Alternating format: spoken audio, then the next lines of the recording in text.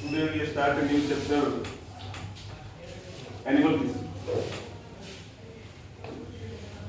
हम जानते हैं कि एनिमल जो होते हैं वेल डेवलप होते हैं, और वेल डेवलप होने का तात्पर्य है कि एनिमल के बॉडी में अलग अलग कार्यों को संपादित करने के लिए अलग अलग ऑर्गन और ऑर्गन सिस्टम जो है वो डेवलप विकसित,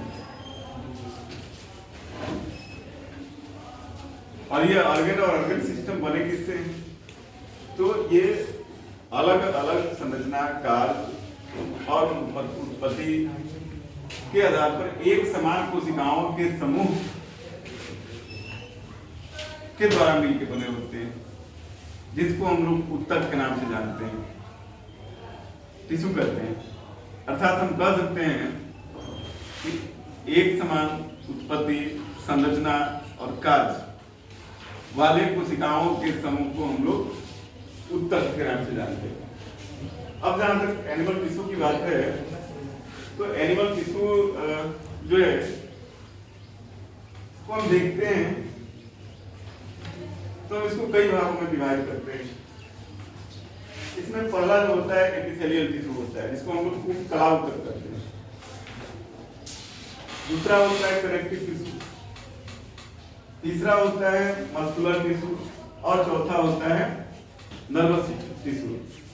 ये पहला उत्तर जो है एपिथेलियल टिश्यू, ये 4 प्रकार का होता है, जिसमें पहला स्क्वैमस एपिथेलियम, कॉलमनर एपिथेलियम, ये क्यूबॉइडल एपिथेलियम और सिलिएटेड एपिथेलियम। इसी प्रकार कनेक्टिव टिश्यू जो है यह भी 3 प्रकार का होता है।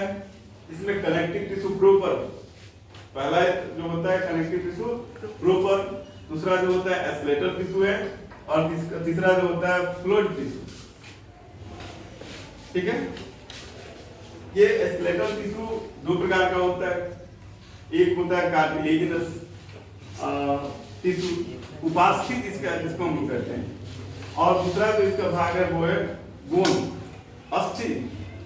ठीक इसी तरह से फ्लूइड टिश्यू जो है इसको हम लोग 2 भागों में बांटते हैं, पहला ब्लड और दूसरा लिम्फ। ब्लड जो है जब हम इसको देखते हैं तो हम देखते हैं कि ब्लड जो है ये 3 भागों में बटा होता है, या 3 प्रकार का होता है। एक होता है प्लाज्मा, दूसरा उसमें उसका पार्ट होता है ब्लड सेल,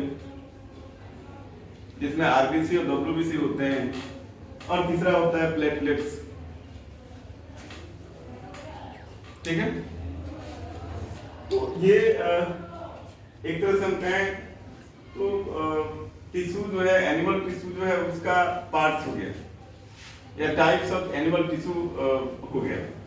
अब हम लोग अगले क्लास में एक एक करके एक एक टिश्यू के बारे में और उसके पार्ट्स के बारे में डिटेल ग्रुप में क्या करेंगे, देखेंगे। ठीक है, थैंक यू।